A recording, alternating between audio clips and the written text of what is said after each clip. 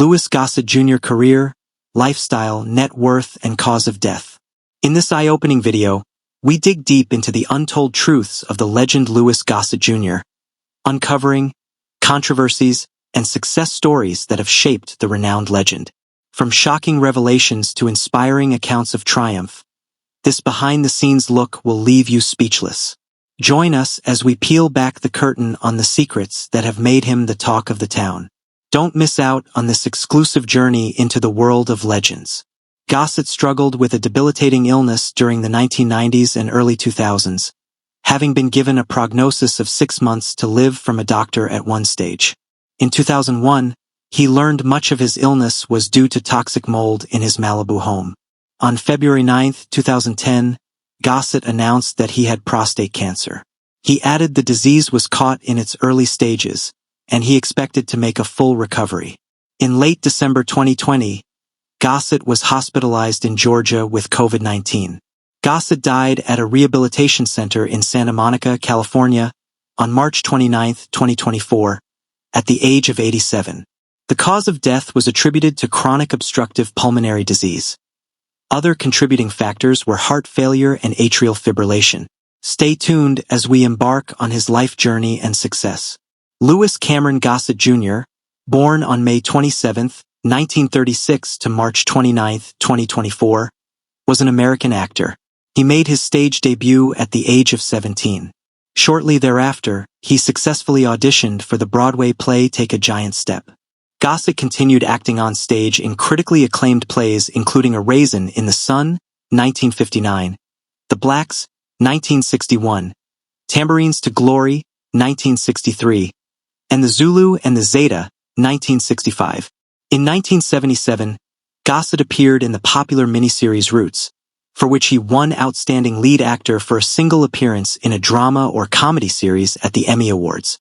Gossett continued acting in high-profile films, television, plays, and video games. In 1982, for his role as Gunnery Sergeant Emil Foley in An Officer and a Gentleman, he won the Academy Award for Best Supporting Actor and became the first African-American actor to win in this category. At the Emmy Awards, Gossett continued to receive recognition, with nominations for the Century Collection Presents Ben Vereen, His Roots, 1978, Backstairs at the White House, 1979, Palmerstown, USA, 1981, Sadat, 1983, A Gathering of Old Men, 1987, Touched by an Angel, 1997, and Watchmen, 2019. He won and was nominated at other ceremonies including the Golden Globe Awards, Black Reel Awards, and NAACP Image Awards. Gossett was also well known for his role as Colonel Chappie Sinclair in the Iron Eagle film series, 1986 to 1995. He had a net worth of approximately $5 million before his death. Having said that, let's roll as we dive into his career and achievements. Louis Gossett Jr. Personal life and real estate. Gossett was married 3 times and fathered 1 son and adopted another. His first marriage was to Hattie Glasgow. It was annulled. His second, to Christina Mangosing, took place on August 21, 1973. Their son Sati was born in 1974. Gossett and Mangosing divorced in 1975. His third marriage, to Star Search champion Cindy James Reese, took place on December 25, 1987. They adopted a son, Sharon, born 1977. Gossett and James Reese divorced in 1992. Gossett was the first cousin of actor Robert Gossett. Gossett stated that in 1966 he was handcuffed to a tree for 3 hours by the police in Beverly Hills. In September 2018, Louis sold a 2,800 square foot house in Malibu for $3.25 million. Louis Gossett early life, education, and background. Gossett was born in Coney Island, Brooklyn, New York City, to Helen, a nurse, and Louis Gossett Sr., a porter. He was an alumnus of Mark Twain Intermediate School 239 and Abraham Lincoln High School. He contracted polio during his youth. His stage debut came at age 17, in a school production of You Can't Take It With You when a sports injury resulted in the decision to take an acting class. Gossett's high school teacher had encouraged him to audition for a Broadway part, resulting in his selection at the age of 17 for his first role on Broadway in the version of Take a Giant Step in 1953. He replaced Bill Gunn as Spencer Scott. The play ran from late September to late November and had 76 performances. The show was selected as one of the 10 best Broadway shows of 1953 by the New York Times.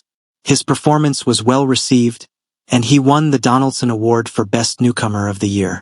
After graduating from Abraham Lincoln High School in 1954, he attended New York University, declining an athletic scholarship.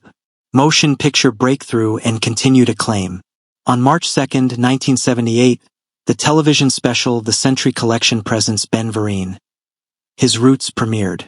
Actor Ben Vereen showcases key elements of his life through dance and music. Gossett was among the guest stars.